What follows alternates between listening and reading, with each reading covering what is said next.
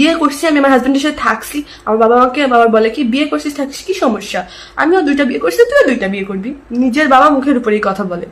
তোমার নগ্ন ভিডিও করে নিচ্ছে, আমার দাদা আমাকে শিখে দেয়, তুই বলবি যে তোর নগ্ন ভিডিও করে নিচ্ছে।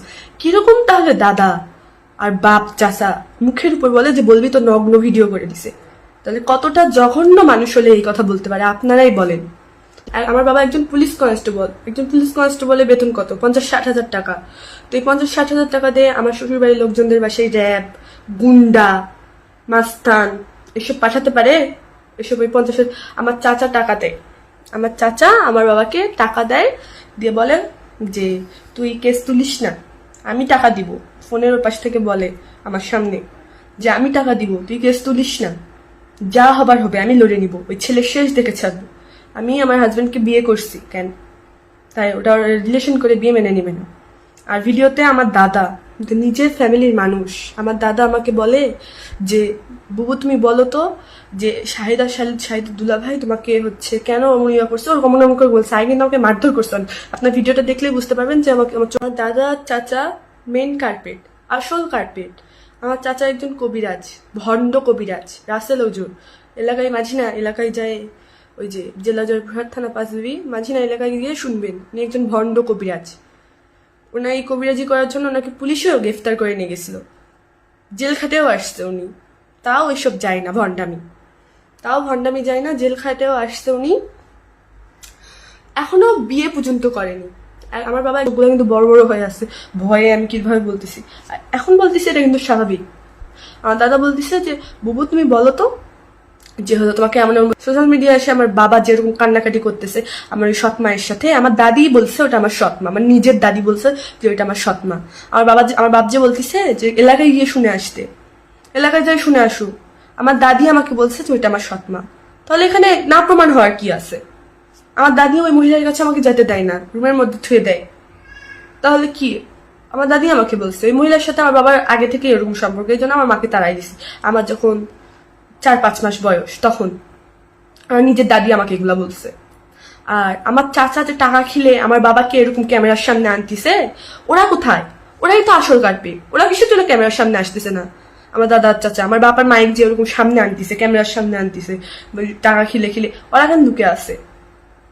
কবিরাজি ভণ্ড কবিরাজি করে বিয়ে করেনি, বাচ্চা করতে পারেনি, বিয়ে করেনি, এখন আমাদের পিছনে হাত ধুয়ে পড়ছে, দুনিয়ার উপর দোজক খাটাচ্ছে আমাদের।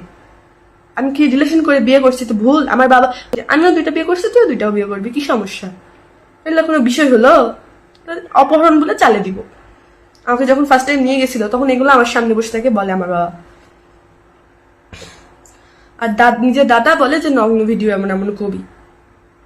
আর আমার ফ্যামিলির মানুষদের শুধু হয়রানি করতেছে, ওরা তো কোনো দোষ নেই। ওই নিরীহ মানুষগুলোর যে এরকম হয়রানি করতেছে, ওদের কি দোষ? ওরা কি করছে? ওরা তো কিছু করেনি। আর আমার চাচা আর দাদা 1 নাম্বার খারাপ। আর আমার একটা ফুপু আছে, ও তো আসল খারাপ। আমার বাবা যে এগুলো বানিয়ে এসে মিথ্যা বলতেছে, আমাকে নাকি জোর করে ভিডিও করে নিচ্ছে। আচ্ছা ওই ভিডিওটা আর আমার এই ভিডিওগুলো আপনারা দেখবেন যে কোনটা জোর করে আপনাদের কাছে মনে হচ্ছে আর কোনটা আমি নিজ ইচ্ছায় বলতেছে, এটা আপনারা বলবেন, কমেন্টেই বলবেন আপনারা। আর এই মিথ্যা কথা বলার কোনো মানে আছে ওই মহিলার? ফালতু সব। আমি ইচ্ছাকৃত ভাবে আসছি। আর ওই ভিডিও আমার আগের করে নিচ্ছে, অনেক আগে, যখন আমি ফার্স্ট টাইম যাই তখন ওই ভিডিও আমার করে নিচ্ছে। এসব করে কি হবে? শুধু শুধু মানুষগুলোকে কষ্ট দেওয়া। আর আমরা একটু সুখ চাই, একটু শান্তি চাই, আমরা একটু শান্তিতে থাকতে চাচ্ছি। প্লিজ এমন আর করো না। যেখানে আছি আমি অনেক ভালো আছি, আমি মানুষের সামনে এরকম কান্নাকাটি করে শুয়ে এসব করো না। আমি ফ্যামিলি পারিবারিক বিষয় এসব বলতে চাচ্ছিলাম না, কিন্তু বলতে তুমি বাধ্য করছো। পারিবারিক বিষয় আমি এসব বলতে চাচ্ছিলাম না, কিন্তু বলতে তুমি আমাকে বাধ্য করছো। আমার এসব করে ভিডিও এগুলো করে মারধর করে আমার থেকে ভিডিও করে নি, আবার এখন এসে নাটক করো। আমি যেখানে আছি অনেক ভালো আছি, আমাদের জন্য সবাই দোয়া করবে না। আসসালামু আলাইকুম, আমি মিস তাসনিয়া তামান্না। আমি পারিবারিক বিষয় এগুলা সোশ্যাল মিডিয়ায় আসতে যাচ্ছিলাম না। আমার বাবা আমার এগুলা জোর করে যে ভিডিওটা করে নিচ্ছে, আপনারা দেখতেছেন উপরে, জোর করে যে ভিডিওটা করে নিছে, এই ভিডিওটা আমার দাদা আর চাচা, আপনাদের তো বলাই হয়নি।